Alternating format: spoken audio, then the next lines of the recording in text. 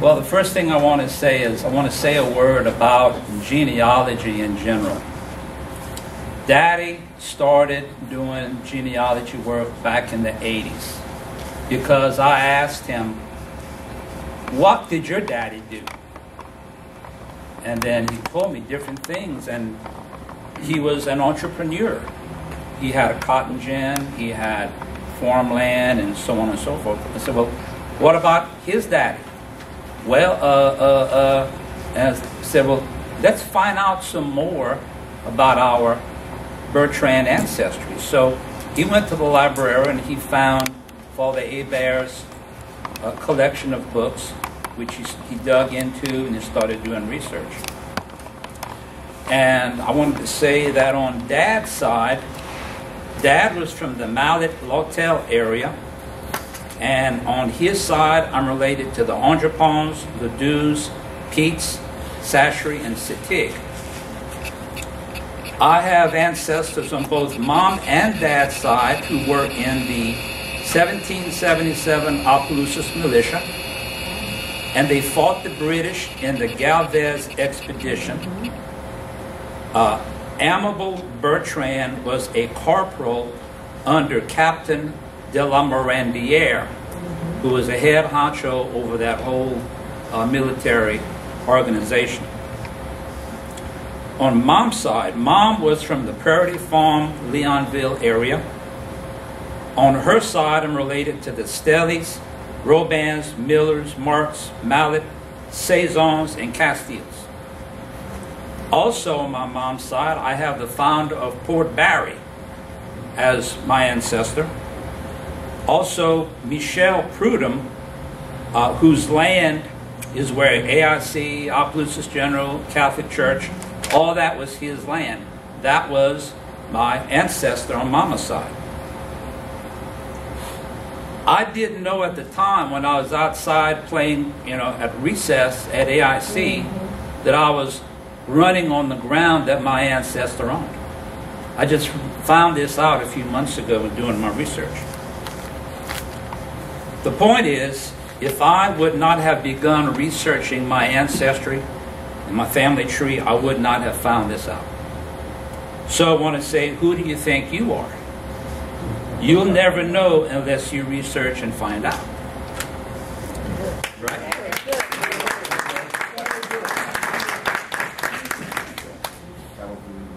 Okay.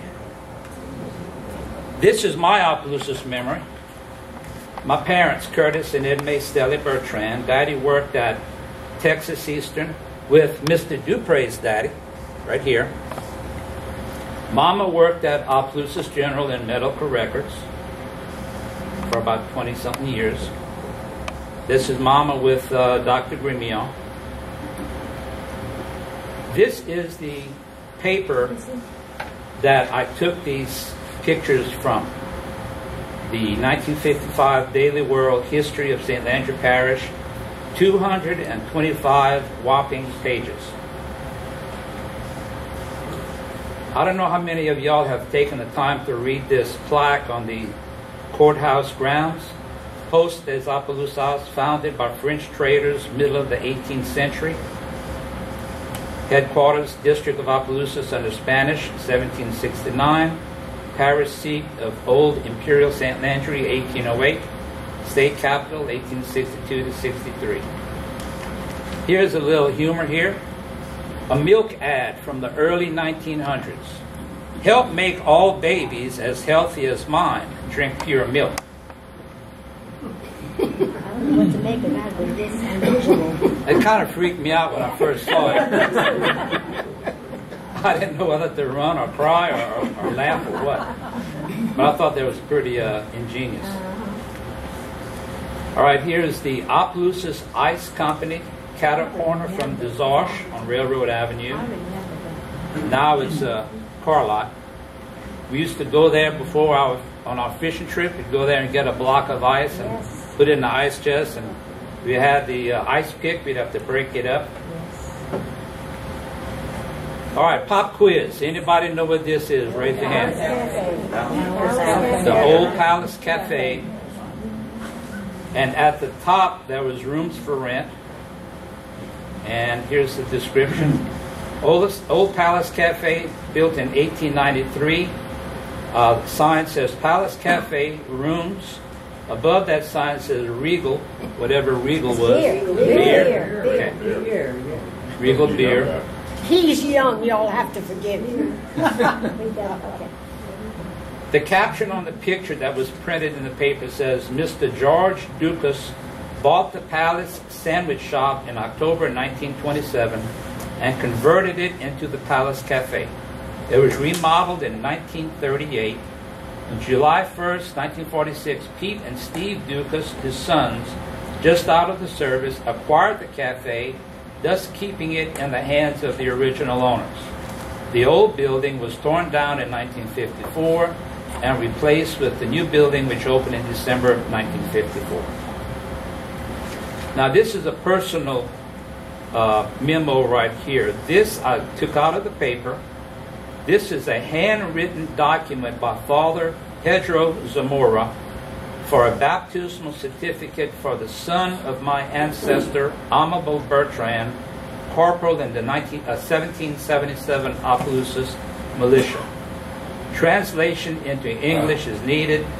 His infant son is named Pedro Bertrand. So if anybody knows how to read English and Spanish and translate it, let me know. Give me a copy of it. I have a son that can do that. All right. This is the old Rose I Theater, remember that. Yes. constructed in Opelousas in 1947. It has continuously offered the people of St. Andrew Parish the finest in motion picture entertainment. It was recently installed a wall-to-wall screen and the latest in cinemascope, stereophonic sound, and air-conditioned equipment. Neal, could some of the people here tell us where that was located? Yes, on Market Street. Market Street. That's From Market Market Street in the Kind of corner North of Market. North and Market where the drugstore is. So what, a block away, 2 blocks from the Delta? It was Yes, not not far from the Delta. It was like next to the law. Next to the law. It was on there. You see your Morrow there? Delta. Where what is Celia Morrow, the French teacher at Opelousas? But that was across the street from her. Isn't that where Craven's insurance office now is in that area? Next to the Miller Oh, Drug that's next to the Miller Drug Store, man. Did it burn down? I don't remember what happened to it. It was torn down probably. And she used to work at it, Yola. Yola worked there. Yola right. worked at it? No kidding, Yola. Oh, okay. And the man who owned the Rose, I was told, also owned the Pat Theater in Lafayette. Pat and Tutu Gibbon. Pat. And what was the I other? was told here he owned a few theaters and he named them all after his daughters. That was the legend at the time. Pat in Lafayette. Okay, now this is Roy Motors. Oh, yeah. And this is Roy Motors used cars across the street. All right, now I find this to be very interesting. This is the old courthouse, Spanish style the courthouse. Spanish style courthouse before our present courthouse. Okay? And it says heavy snowfall in Opelousas. The rare occurrence of heavy snowfall brought these Opelousas citizens out into the weather. The old Opelousas courthouse can be seen in the background. This was in the early part of this century. Note the old, now you can't see it, but it says, note the old Elk Restaurant sign on the building at far right past the courthouse.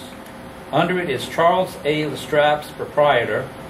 That was the first location of Diede's Restaurant, which was started as a coffee shop. Yes.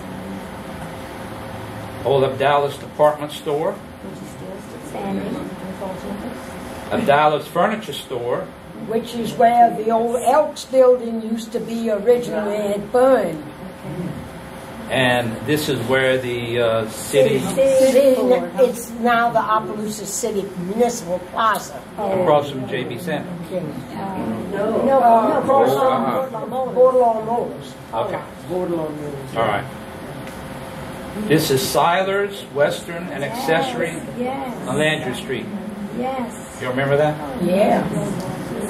So The Hut Drive-In. Oh, yes. It had a tree growing through the roof. And the roof they used, instead of gravel and all that, it was shells, ground up Oyster shells. shells. And that's why it's a white roof.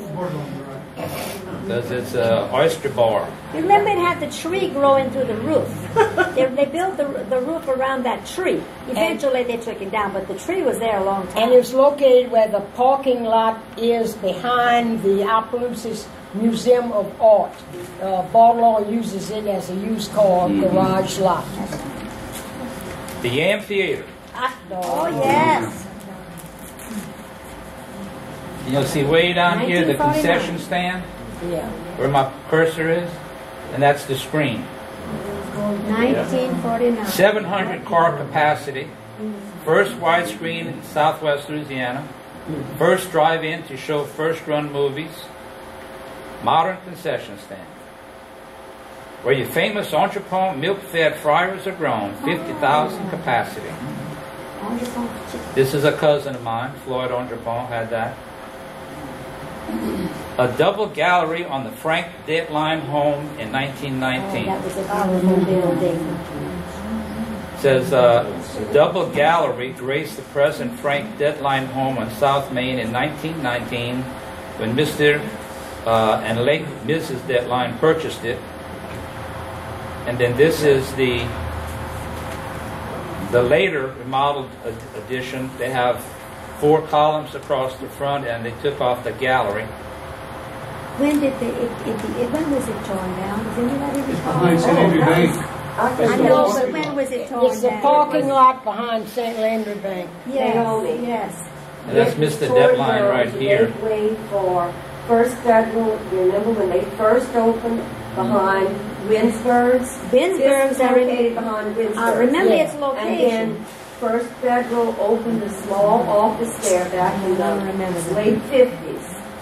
So, in And late 50s? then later on, First Federal, much later on, moved to where it now When is was it there. torn down, Sylvia?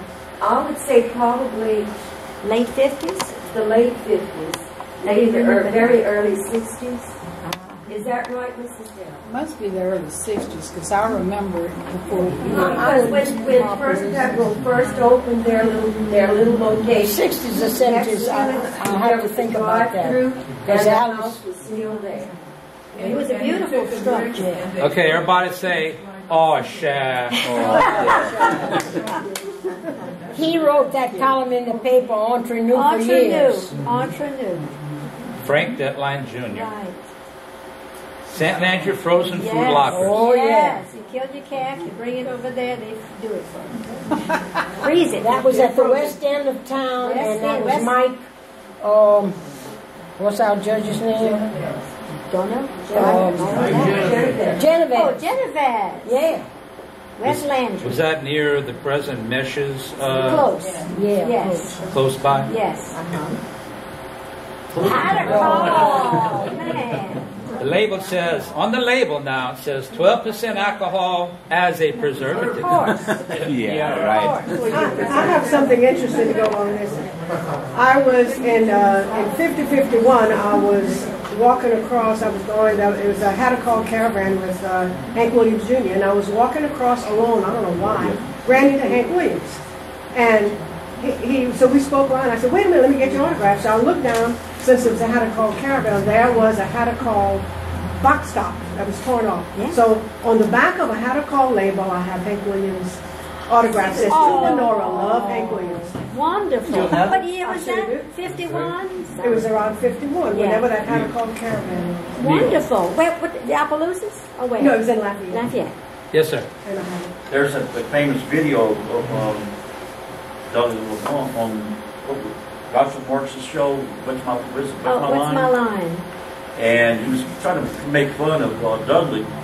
And he said, had a call. He said, kind of jokingly, what's that good for? And we were kind of laughing at Dudley LeBlanc. He said, about $3 billion a year.